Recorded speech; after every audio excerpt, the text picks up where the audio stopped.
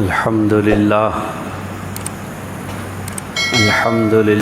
نحمده ونستعينه ونستغفره ونؤمن به ونتوكل عليه ونعوذ بالله من شرور أنفسنا ومن سيئات أعمالنا من يهده الله فلا مضل له ومن يضلله فلا هادي له ونشهد أن لا إله إلا الله وحده لا شريك له ونشهد أن سيدنا ومولانا محمدا عبده ورسوله أما بعد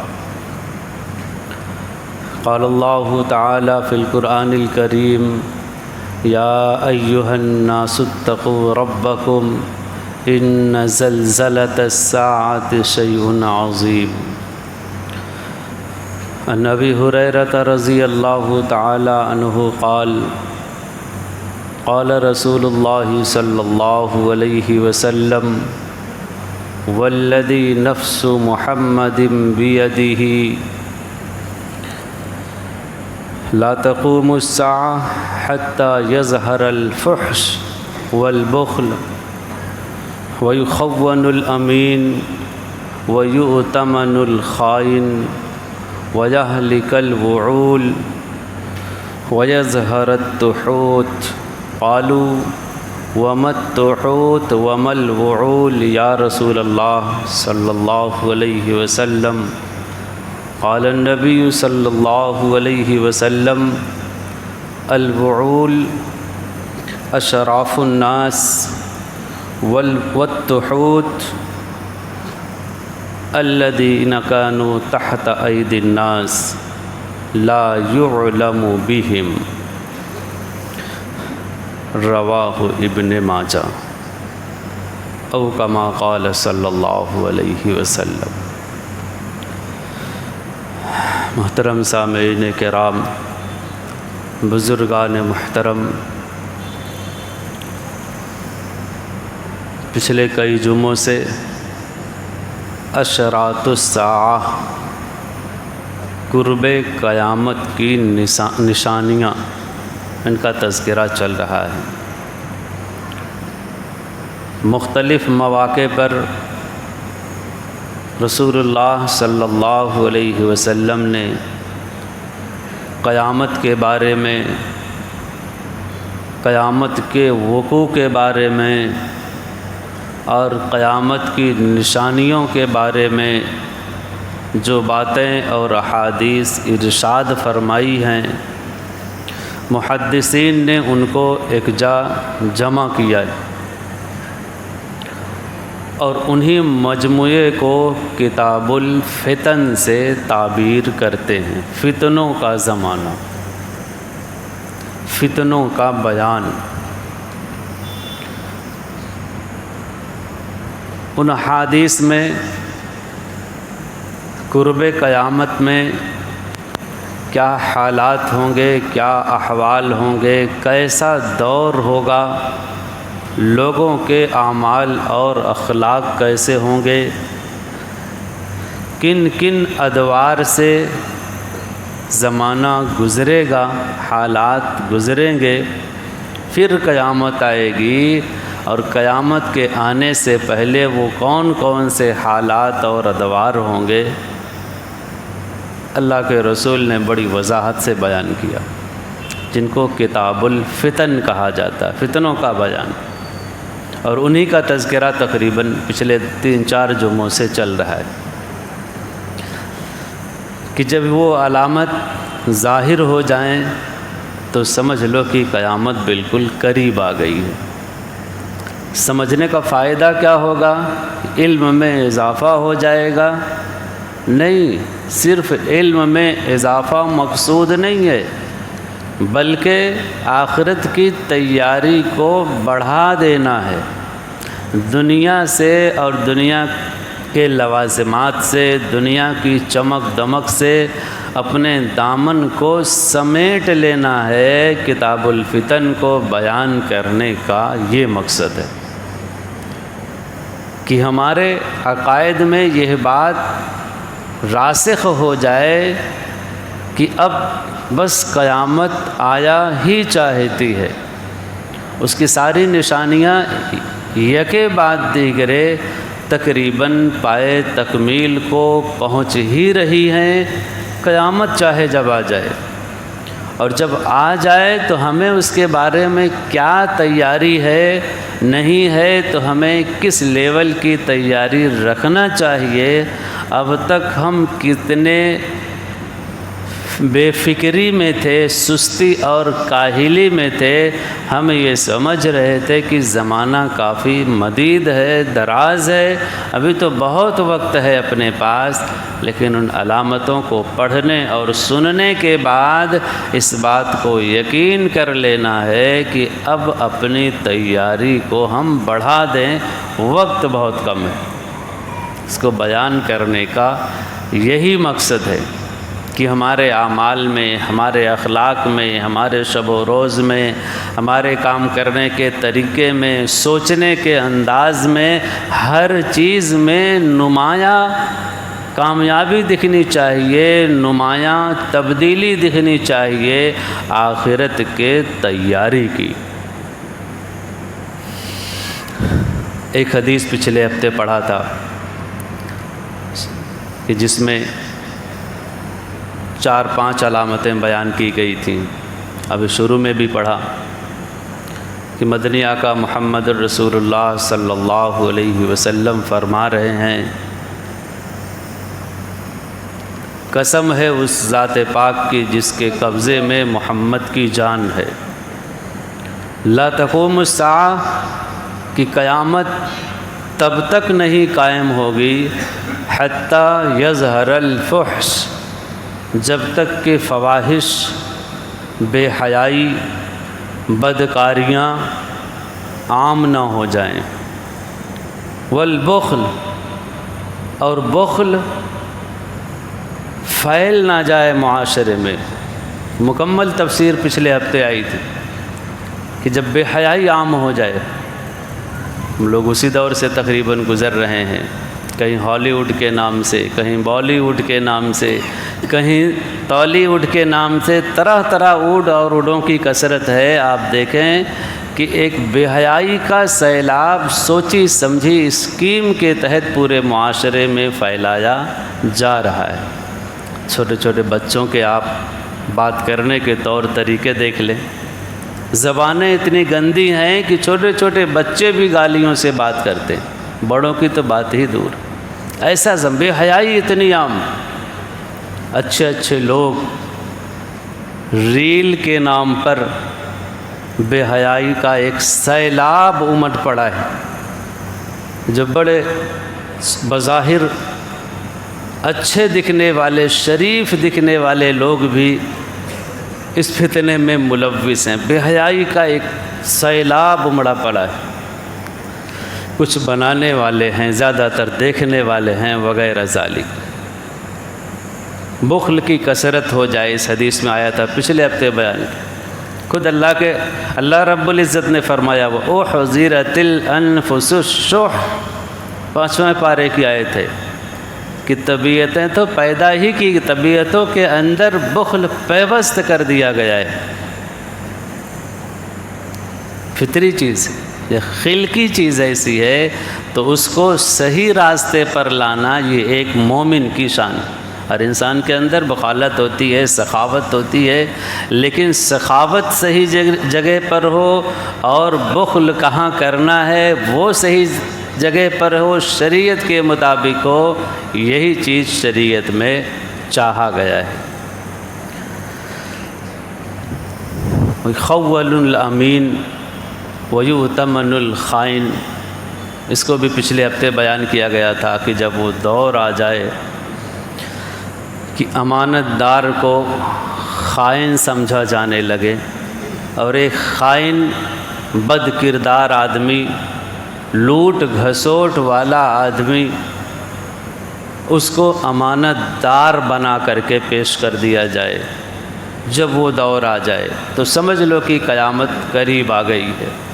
یہ نشانی بھی ہمارے اس دور میں مکمل ہو چکی ہے۔ آج آپ دیکھیں کہ چاہے ہمارے ملک کا شعبہ ہو، چاہے دنیا کے کسی ملک کی بات آپ لے لیں، زیادہ تر سرکاریں اپنے انہی مقربین کو وزارت اور عہدے دیا کرتی ہیں کہ جو ان کی ہاں میں ہاں ملانے والے ہوں۔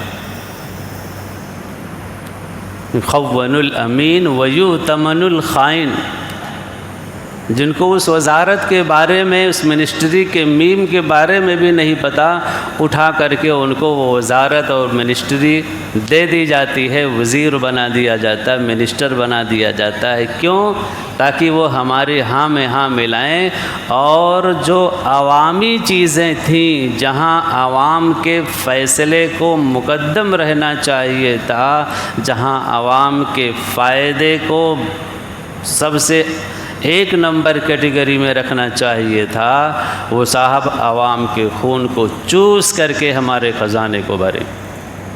خون الامین ویؤتمن الخائن، آج ہمارے آپ پوری دنیا میں جہاں بھی حکومتیں ہوتی ہیں، ادارے ہوتے ہیں، تنظیمیں ہوتی ہیں، عام طور سے ایسے ہی لوگوں کو نیچے سلیکٹ کیا جاتا ہے، وزارت اور عہدہ دیا جاتا ہے جو صاحب کے حضور میں جی حضوری میں ایک نمبر ہوں۔ نیچے چاہے جتنے لوگوں کے حقوق ان کو کھانا پڑے، چاہے جتنے لوگوں کے حق مارنا پڑے، ان کی کھال کو ادھیڑ لینا پڑے، چلے گا، لیکن اوپر والوں کی جیب گرم ہونی چاہیے۔ ایسے ہی لوگوں کو عہدے تفویض کیے جاتے ہیں۔ یہ ہمارے اور آپ کے اس دور میں ایک ڈھکی چھپی بات نہیں، کھلی ہوئی بات ہے، جو پورے ورلڈ پیمانے پر تقریباً ایسے ہی ہے۔ حالانکہ ایک دور ایسا تھا، پہلے کا دور ایسا تھا کہ قابلیت، لیاقت، امانت داری، یہ سب دیکھ کر کے پھر عہدے تفویض کیے جاتے تھے کہ یہ آدمی اس لائق ہے یا نہیں۔ آج بھی جو پرائیویٹ کمپنیاں ہیں آپ دیکھیں، ان کا سی ای او یا اس کے اوپر کا اس میں جو عہدے دار ہیں، جو کام کرنے والے ہیں، بڑی باریک بینی سے ان کی لیاقت کو، قابلیت کو، علم کو جانچا جاتا ہے، پھر وہ عہدے تفویض کیے جاتے ہیں۔ کیوں؟ ان کمپنیوں کو ایک اعلیٰ عہدے پر لے جانا ہے، اعلیٰ مقام پر لے جانا ہے۔ آج بھی ایسا ہے۔ یہ چیز پہلے حکومت میں تھی، عہدوں میں تھی، تنظیموں میں تھی، پرائیویٹ ہوں چاہے سرکاری ہوں، چاہے جیسے ہوں، ملکی پیمانے پر ہوں، ورلڈ پیمانے پر ہوں، چاہے جیسے پیمانوں پر، دینداری، امانت داری، للہیت، امانت دار ہونا اور نیک ہونا، یہ سب پہلے ایک نمبر میں تھا، اور اسی کی بنا پر اس کو حکومتیں دی جاتی تھیں، اس کو عہدے دیے جاتے تھے۔ اور آج اس حدیث نے یہ بتا دیا کہ ایک دور ایسا آئے گا کہ جہاں پر اخلاقی اقدار بالکل الٹ جائیں گے، جہاں پر سوچنے کا انداز بالکل بدل جائے گا۔ اور آج ہم لوگ تقریباً اسی زمانے میں جی رہے ہیں جہاں ایسے ہی لوگوں سے واسطہ در واسطہ پڑتا ہے، چاہے ان کی اخلاقی حالت ایک نہیں، سینکڑوں، ہزاروں، کئی سو مقدمات ان کے اوپر ہیں، جو خائن ہیں، بد کرداری میں اعلیٰ مقام رکھتے ہیں۔ 100 1000 کی بات نہیں، لاکھوں کروڑ غبن کیے ہوئے ہیں، عوام کا، رشتہ داروں کا، علاقے کے لوگوں کا تھوڑا بہت نہیں، بہت کچھ قبضہ کر کے بیٹھے ہوئے ہیں۔ ایسے ہی لوگوں کو امین بنا کر کے پیش کیا جا رہا ہے، انہی کو وزارت اور منسٹری دی جا رہی ہے۔ کوئی ڈھکی چھپی بات نہیں ہے، بتانا صرف یہ ہے کہ یہ پیشن گوئی اللہ کے رسول نے 1400 سال پہلے کیا تھا کہ جب اس طرح کی چیزیں عام ہو جائیں، لوگ اچھائی، تقوی اور دیانت داری کی بنا پر عہدے نہ دے کر کے ان چیزوں کی بنا پر کہ ہمارا مفاد کس سے زیادہ اچھا رہے گا، ہمارا فائدہ کس کو عہدہ دینے میں زیادہ اچھا رہے گا، زیادہ آئے گا، جب عہدے اس بنا پر تفویض کیے جانے لگیں تو سمجھ لو کہ وہ دور قیامت کے آنے کا ہے۔ اور ہمارے اس دور میں تقریباً یہ نشانی اگر آپ دیکھیں تو تو مکمل ہو چکی ہے دیکھنے کے اعتبار سے۔ ہو سکتا ہے اس کے بعد کے دور میں اور اس کی کوئی دوسری وضاحت سمجھ میں آئے، لیکن اس دور میں یہ نشانی اگر اس اینگل سے آپ دیکھیں تو بظاہر صادق ہے۔ وَيَهْلِكَ الْوُعُولَ وَيَظْهَرَ التُّحُوتُ، اللہ کے رسول نے فرمایا کہ وعول ہلاک ہو جائیں گے۔ صحابہ نے کہا اللہ کے رسول یہ وعول کون لوگ ہیں؟ اللہ کے رسول نے فرمایا کہ اشراف الناس، جو شریف لوگ ہیں، جو نیک لوگ ہیں، امانت دار لوگ ہیں، شریف لوگ جب ختم ہو جائیں، کم ہو جائیں۔ اور پیچھے 8 نمبر پر یہ وضاحت گزر چکی ہے، وَيَغِيظُ الْكِرَامُ غَيْظًا، کرام کریم لوگ، شریف لوگ، اچھے لوگ، نیک لوگ جب نہ کے برابر ہو جائیں، ختم ہو جائیں، کم ہو جائیں تو سمجھ لو قیامت قریب آ گئی۔ وَيَظْهَرَ التُّحُوتُ، اور جب تحوت لوگ ظاہر ہو جائیں، عام ہو جائیں۔ صحابہ نے کہا اللہ کے رسول یہ تحوت کون لوگ ہوں گے؟ اللہ کے رسول نے فرمایا الذین کانوا تحت اقدام الناس لا یعلم بہم، تحوت وہ لوگ ہوں گے جو لوگوں کے پیروں کے نیچے رہا کرتے تھے، گھٹیا قسم کے لوگ جن کو لوگ صحیح نہیں سمجھتے تھے، دیکھنا پسند نہیں کرتے تھے، جن کو بہت شریر اور خبیث سمجھا کرتے تھے، گھٹیا اور نیچ لوگ۔ الذین کانوا تحت اقدام الناس لا یعلم بہم، جن کو لوگ جاننا پسند نہیں کرتے تھے، جن کو لوگ جانتے بھی تک نہیں تھے، کل تک جن کا نام بھی نہیں تھا، آج اٹھا کر کے ان کو ایک بہت بڑا عہدہ سنبھالنے کے لیے دے دیا گیا کہ پورے صوبے کے چلو کنٹرول آپ کے ذمے میں۔ لا یعلم بہم، جن کا نام تک لوگ نہیں جانتے تھے، آج ان کو پورے صوبے کا کنٹرول اٹھا کر کے دے دیا گیا۔ جب ایسے لوگ آ جائیں، اور اس کی بھی وضاحت پیچھے 7 نمبر پہ گزر چکی ہے، وَيَفِيظُ اللِّئَامُ فَيْضًا، کہ جب شریر اور کمینے قسم کے لوگ عام ہو جائیں دنیا میں تو سمجھ لو کہ قیامت قریب آ گئی۔ اس حدیث میں جتنی بھی نشانیاں بیان کی گئیں، آپ دیکھیں کہ ہمارے دور کے اوپر یہ حدیث مکمل طریقے سے ثابت ہے۔ آج کی نئی علامت، 16ویں علامت، ایک دوسری حدیث ہے جو حضرت عائشہ رضی اللہ تعالی عنہا سے مروی ہے، سیاتی علی الناس سنوات خداعات۔ حضرت عائشہ رضی اللہ تعالی عنہا اللہ کے رسول سے حدیث نقل کرتی ہے، اللہ کے رسول فرماتے ہیں کہ قیامت سے پہلے کچھ سال ایسے آئیں گے خداعات، جو دھوکے والے سال ہوں گے۔ دھوکے والے سال کیا ہوں گے؟ اس کی تفسیر کیا ہے؟ اس کی 2 تفسیریں۔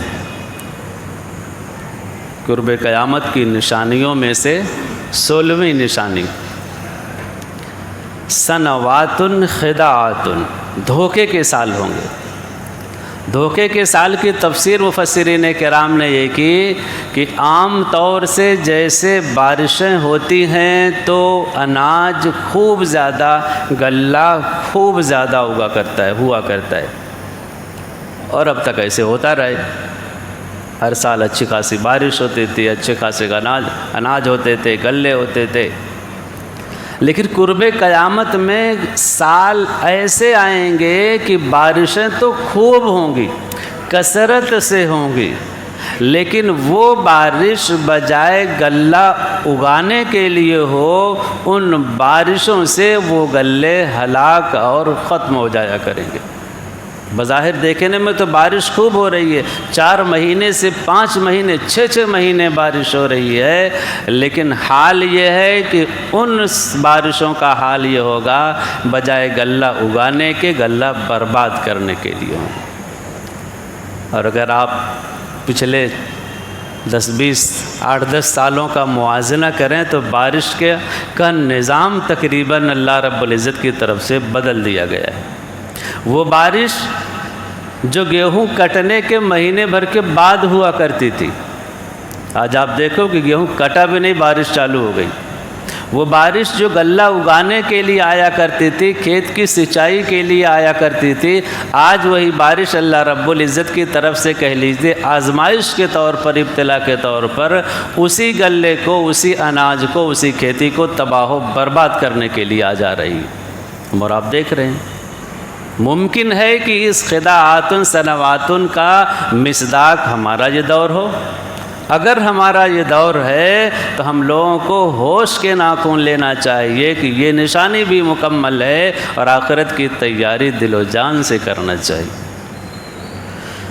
ایک دوسری تفسیر سنواتن خداعاتن کا کہ دھوکے کے سال ہوں گے، کہ وہ سال ایسے ہوں گے، وہ زمانے ایسے ہوں گے کہ دھوکہ دہی، مکر و فریب، غبن، چھین لینا، دوسرے کا ہڑپ کر لینا، یہ جو خداعات ہوتے ہیں یہ ان سالوں میں، اس زمانے میں عام ہوگا۔ اس کی تفسیر کی ہے بعض لوگوں نے۔ اگر آپ سنواتن خداعاتن کی یہ تفسیر دیکھیں کہ اس زمانے میں دھوکہ دہی، مکر و فریب عام ہوگا، ہمارے زمانے میں عام ہے، چاہے وہ ایک چھوٹے سے چھوٹا کلر کے عہدے پر ہو، چاہے ایک بڑے سے بڑے عہدے پر بیٹھا ہوا ہو، عوام کو بیوقوف بنا کر کے، دھوکہ دے کر کے ان کا خون چوسنا ایک عام آدمی کا پیشہ ہے۔ اچھے لوگ برائے نام آٹے میں نمک کے برابر۔ یہ تو رہی عہدوں کی بات۔ عام نجی زندگی میں بھی آپ اٹھا کر کے دیکھ لیں، کسی سے آپ کوئی مشورہ لے کر کے دیکھ لیں، کسی سے کوئی کام کر کے دیکھ لیں، کوئی معاملات کر کے دیکھ لیں، تجارت کر کے دیکھ لیں، حتی الامکان آپ کو اس معاملے میں دھوکہ دہی، مکر و فریب بہت وضاحت کے ساتھ ملے۔ آپ کسی سے دوستی کر کے دیکھ لیں، دوستی نبھانے والے شریف لوگ بہت کم ملیں گے۔ آپ اس کے بعد اپنی بات کو راز سمجھ کر کے بتائیں گے، اور وہ سامنے والا آدمی آپ کو دھوکہ دے کر کے آپ کی راز کو، آپ کی بات کو ایک عام طریقے سے دوسرے سے لے جا کر کے پہنچا دے گا۔ دھوکہ دینا، مکر و فریب، آپ مختلف چیزوں میں اٹھا کر کے دیکھ لیں۔ ایک سامان بنایا جاتا ہے کھانے پینے کا، جس چیز کا مقصد حفظان صحت ہوتا ہے، جس چیز کا مقصد صحت کی حفاظت ہوا کرتی ہے، آج آپ دیکھیں اس کی کوالٹی کیا ہے، اس کے بنانے کا انداز کیا ہے، اٹھا کر کے دیکھ لیں تو پتہ چل جائے گا کہ دھوکہ دہی، مکر و فریب کتنا عام ہے۔ ہر چیز میں آپ جہاں دیکھیں دھوکہ دہی، مکر و فریب آپ کو روز روشن کی طرح آیا ملے گا۔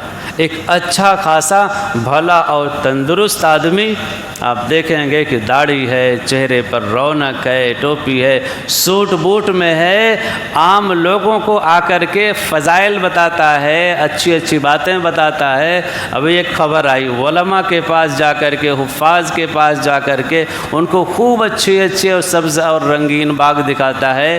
20-20 ہزار آپ لوگ جمع کرو اور ہم آپ کو ہر مہینے گھر بیٹھے تجارت کریں گے، 10-5 ہزار آپ کو تو دے ہی دیں گے۔ سبز باغ میں آ گئے، دے دیا، اور پتہ چلا کہ وہ صاحب فریب کے ایسے مکھوٹے میں تھے جو سامنے والے پہچان ہی نہیں پائے، لے کر کے سارا پیسہ فرار۔ یہ بھی ہفتے بھر کی بات ہے جو سوشل میڈیا پر بہت تیزی سے وائرل ہے، دیکھ رہے ہیں سب لوگ۔ دھوکہ، مکر و فریب، غبن، دوسرے سے چھین لینا، دوسرے کی چیزوں کو ہڑپ کر لینا، سنوات خداعات۔ جب وہ سال آ جائے، جب سال اس طرح ہونے لگے، جب اس دور میں لوگ یہ اعمال انجام دینے لگیں تو سمجھ لو کہ قیامت قریب آ گئی ہے، اور ہم ایسے ہی دور میں تقریباً جی رہے ہیں۔ باقی اگلے ہفتے، واخر دعوانا الحمدللہ رب العالمین۔